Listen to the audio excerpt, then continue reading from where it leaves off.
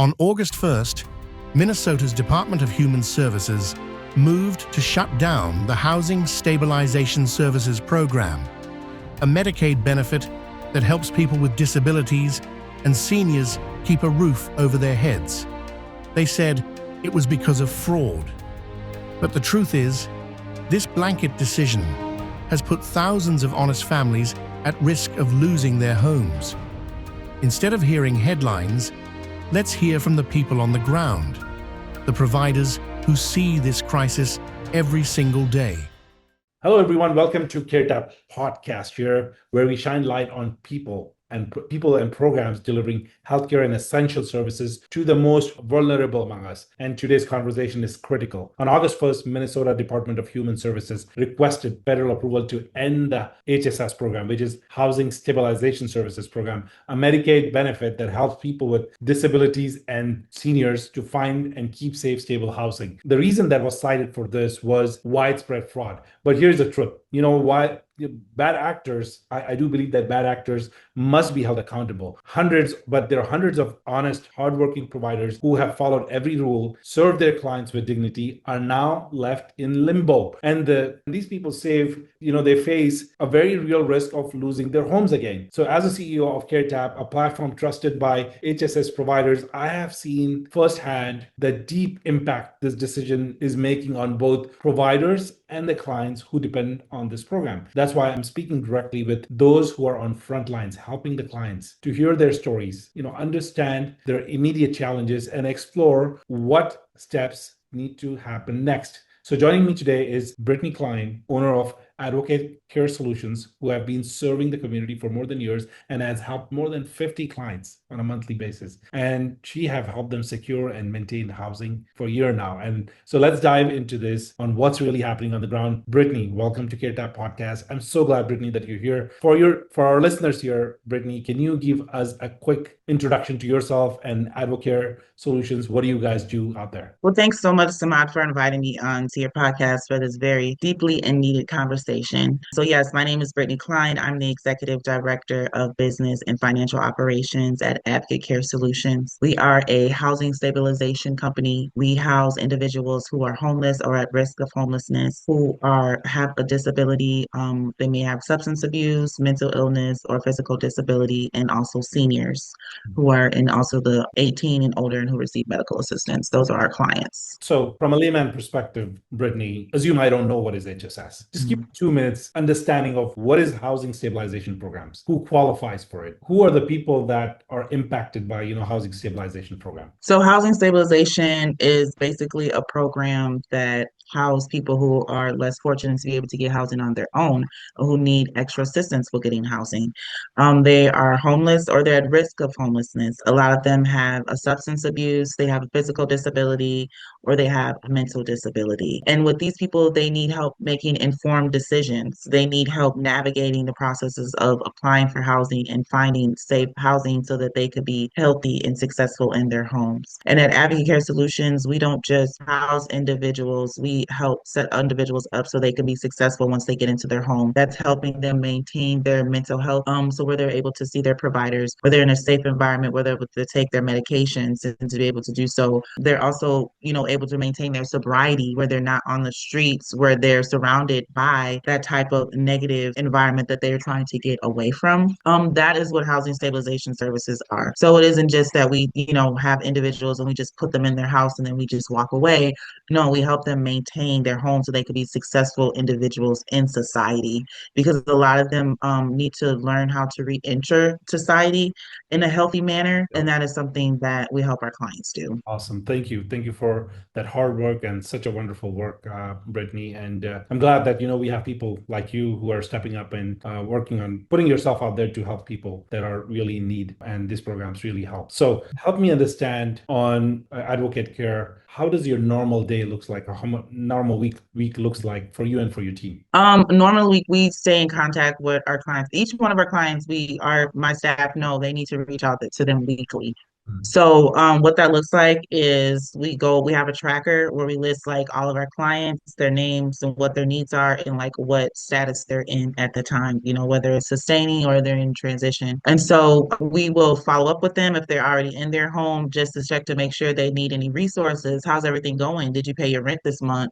Did your landlord reach out to you? If they're not in their home, we will call them. We will discuss the applications that we submitted. We would discuss, how are they feeling? How is their mental health going? Do they need any resources? Maybe it's bus cards or, resources for different treatment facilities. So we're definitely always in contact with our clients. We also have them to come into our office to review the different applications that we've submitted for them, just basically showing them that we're working for them, and also getting their input along the way, because we want to know how do they feel and what they're interested in. So that's pretty much what our day looks like. And then our house coordinators, they have weekly meetings where they'll come together and they'll discuss the clients.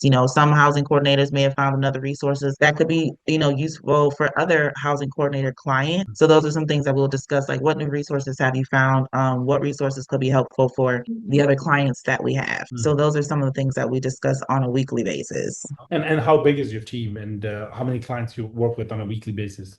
So we have 50 active clients. We have a good 20 something clients pending, if not more. And that's the scary part because with these pending clients, we're at this point not even able to assist them because we don't know what the next move is going to be. So we can't even assist those people right now. So right now, unfortunately, we had to have the heavy conversation of reaching out, calling to say, hey, unfortunately, we have to put your referral on hold until we're able to figure out how to move forward. So with that being said, we do have 5 housing coordinators that work, they're like case managers that work with these individuals. Everyone has a caseload. And then we have 3 search coordinators, which those are people who's just all they do, they don't deal with clients. They're just searching for housing every single day, looking for places to where we can apply for these clients. Awesome. Thank you for explaining that. And so when you first heard about DHS plan to end the HSS program, what went through your mind, both as a leader and also someone who works closely with your clients that are depending on the services that you provide? Was definitely discombobulated. Like I was in awe. I just couldn't believe it. I'm like, okay, wait, let me read this over again because this just could not be happening. It was scary, not even just for my company because we can find other services, but it's more scary for our clients. We have developed relationships with these people. These people are counting on us. They've already been disappointed and hurt so many times throughout their lives. And to just know that, oh, well, sorry, we're not going to be able to help you anymore was devastating, So it was hard conversations that we had to have with these people, just explaining, like, hey, this is a possibility to where we're not able to assist you anymore. So as my team, we met like, okay, well, what are we going to do? We have all these people depending on us. What are we going to do to help these people? And for a day or so, we didn't know. We're like, oh my God, like how we needed to process this. But then we, started thinking, okay, well, maybe we can, refer them to coordinated entry. Like we're like, no matter what DHS decides, we're not going to just throw our clients away, whether we're going to not get paid for it or not. That is not what Advocate Care Solution is going to do because these people are literally depending on us. They're literally advocating for us. We've gotten them to trust us. So to just treat them as if they're just a client and not a person, that's not our morals. That is Wow. not, our Thank you for stepping integrity. up with that. Thank you for stepping up with that. And that means a lot to a lot of people. And I can feel that. Yes. This is Yes. the trust that you have built and the way you're intending to continue to help them says a lot about you and your company. That's kudos to you. Thank you. Yeah, we're very passionate about this. Like I said, you develop relationships with these people to where they're not just a client. You start to see these are people, Mm, these are people that have lives. Some have families, and yeah. it's not fair to them as well. Forget us as a company. It's not fair to these people. Like what are they supposed to do? Like even the ones who are in their homes. I have a client, he's been homeless for 34 years, 34 years, and he's in his 50s and he's afraid, like who's going to advocate for me? Basically, who's going to encourage me? Who's going to help me to be able to maintain and to stay stabilized in my unit? He has a place, so we could be like, oh, Did have a you good say life. this person has been homeless for 34 years before he got enrolled into HSS program and you guys were able to Yes, help he 34 was years? homeless 34 years. And, it was definitely had to do with, his substance abuse and different things like that. That played, it contributed to it. But that doesn't matter. He decided to make the decision that he wanted to be healthy, he wanted to be well, and he found a friend told him about our program, and he found us, and he didn't think he was going to be able to get a home, and he has a home. Mm. And when he got into his home, he's never had it. How do I maintain it? How do I pay my bills? How do I go to the grocery store? Little small things like that to get groceries. So we've helped him set up his ride where he can go to the grocery store, he can go to his medic, he can go to his appointments, he can do all these things. So we're just trying to help him so he can, be stable and maintain his home. But yes, 34 years he's lived on the streets. Wow. What do you think is going to happen when this services, as we see, could go away? What impact are you seeing? On, you talk about one client, I'm sure you're talking to 50 other clients. So many. Oh my Help us goodness. understand the impact here. It's going to be a nightmare. DHS feels that pulling the program will be beneficial to the community. No, it is going to be a nightmare. It's going to be even more people displaced. I think just have this, even the ones that are in their place right now, but just not having that support to help them, to encourage them, to help them get that stability. I think it's going to be a nightmare.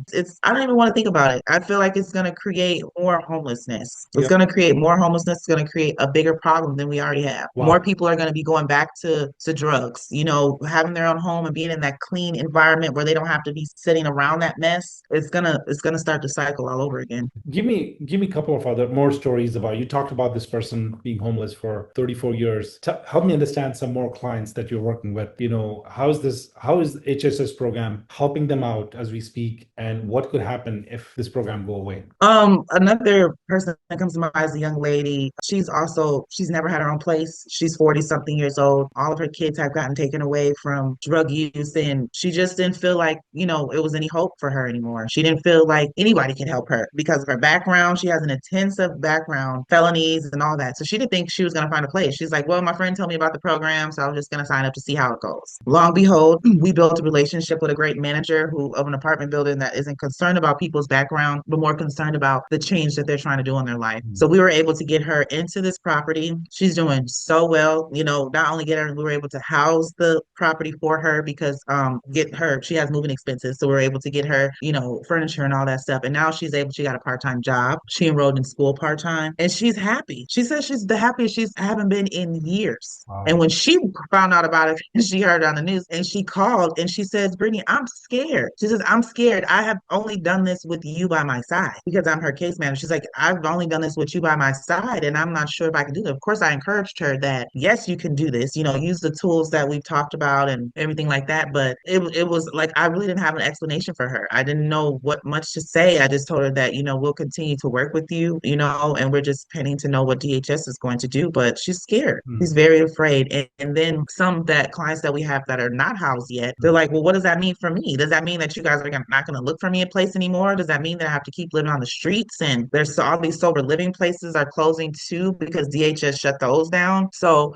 it's a mess right now. It's a mess. And what I'm getting is fear and anxiety. And what fear and anxiety doesn't do but pressure these people to want to start using drugs again, because that is a normal way of how they cope with all the hurt and pain in their lives.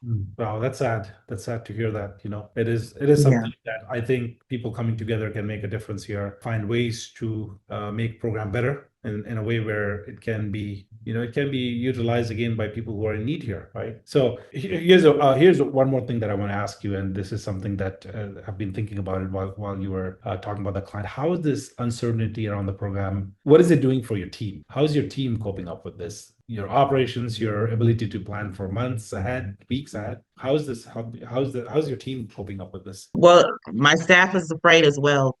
They're scared for their clients because they don't know what state it's going to put their clients in if we're not able to assist them any longer. Then they're also worried about their jobs. Like, are we going to still have jobs? After this, are we going to be able to continue to still work for the company? How are we as a company going to survive when this is our main service? Yeah. So these are questions that I've gotten as a leader. I've had to think of, plan Bs. Okay, well, what can we do? If this was to close, what other services are we able to offer? So that's what the stage that we're at right now as a company is. We're in a plan B planning stage to figure out, okay, well, what can we do so we can stay afloat? I mean, we worked so hard to build this company and to have it, tore down or, threatened to be torn down because of some things from other people that has nothing to do with us. Like, we have proven results. We have, clients that are able to advocate back us up and say, hey, I talk to these people every week. They are there for us, and here's proof, So right now I feel a lot of my staff is trying to stay, level-headed and focused, but they're scared. They're afraid because we don't know what the next move is going to be. We don't know are we going to be able to stay afloat with our company? And then we got a letter in the mail yesterday from Health Partners saying that they were discontinuing the Housing Stabilization Program as of September 1st. So not only are we dealing with the threats from DHS, now we're starting to get, letters from MCOs saying that they're not even willing to work with housing stabilization. So that means that we have to go look at all of our clients who have Health Partners that we're not able to service anymore because now they don't want to deal with housing stabilization. So it's created a mess. And as a company, we're continuing to stay focused and move forward, but it's definitely scary. Well, It's definitely okay. If you had to, sit across the policymakers and DHS leaders today, what would you want them to understand about, the real world impact of this decision? What do you want to tell them? How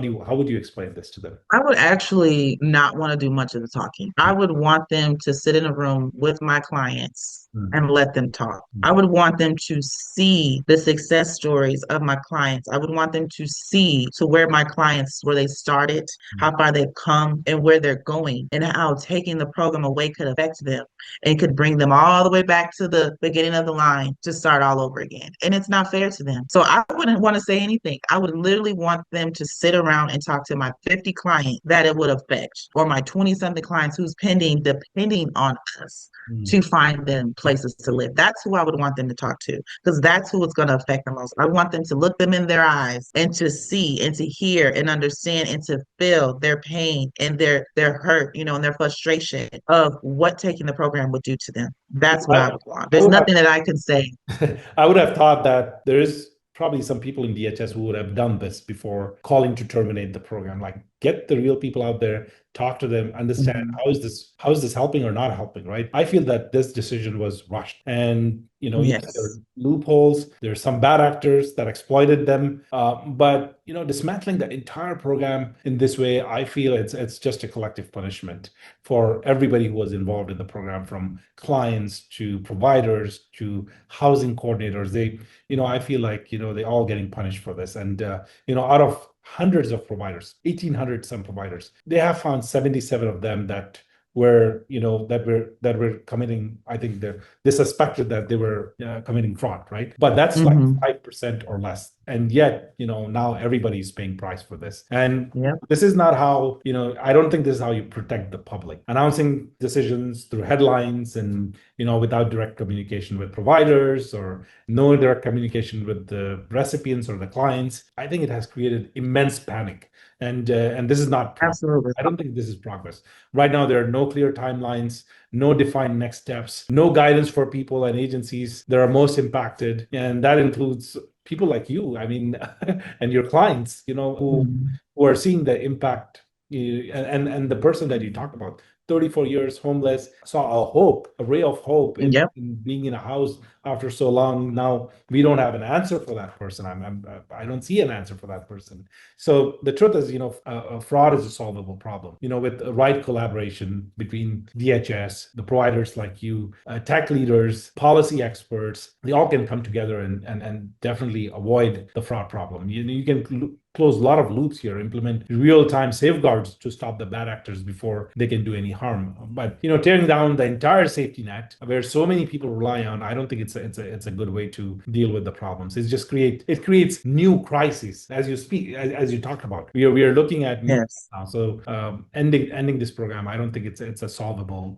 You're not solving a problem, but the right move is to fix the system, but not to abandon it. Abandoning it, it's not a solution for anything. So and they're looking for someone to blame. So, because at the end of the day, they didn't do their job, right? So they didn't do their job by monitoring this program, keeping up with the budget. So now all of a sudden they're in a panic. So they're trying to find someone to blame. So they want to put the blame on all the providers, even the good providers, and they want to point their finger at someone, but really they should be pointing their finger at themselves. They didn't do their job. They didn't do the monitoring they were supposed to do, the due diligence they needed to do to make sure that this wasn't going to happen. And now all of a sudden it's like, okay, okay, well, we need to stop this program. This isn't right. This is your fault. You did this, because you didn't have an outline program. You threw this housing program out there. You didn't have clear guidelines. You didn't have a department or someone who were monitoring these people. And so now you want to come in and then just point your fingers at the rest of the housing stabilization providers. And it's not fair. They need to look at themselves to figure out what did they do wrong to cause this problem. Absolutely, absolutely. And the people who are listening to this, you're listening to Brittany here, Yes. stories from Brittany. And if this has opened your eyes to see what's happening, what I'm going to ask you is that you have to take action. Call, email your state lawmakers and tell them that this program matters. This program is important. It matters. Please share this episode that, there's wonderful stories. And, there's a cost of getting rid of this program. And ending the program, abandoning the program is not the solution. And this is something that is needed by the community, and this program needs to stay. So, the people we serve don't have time to wait. Their stability, their dignity, in many cases, their safety depends on what are we going to do next. So let's make sure that the next step we take is the right step, not something just in there, right? So, Brittany, thank you for sharing your story. Thank you for getting your voice out there, and it's not easy. I know it's not easy to speak about during these uncertain times. It's not easy while you're also taking care of your clients and you're also taking care of your team. But these conversations need to go out. So, and this is the conversation that help people understand what's really at stake. And Yes. even in the middle of storm like this, your work exactly matters. So continue to do your work, and know that the normal people who knows about this program are going to definitely support this. So we appreciate you. We will keep pushing to make sure your voice and the voices of those like you are heard and taken notice of. So thank you so much, Brittany, and appreciate that you being on our program. Thank you so much, Samad, for even having me on your program and bringing light to this issue. I really appreciate it. Thanks. Take care.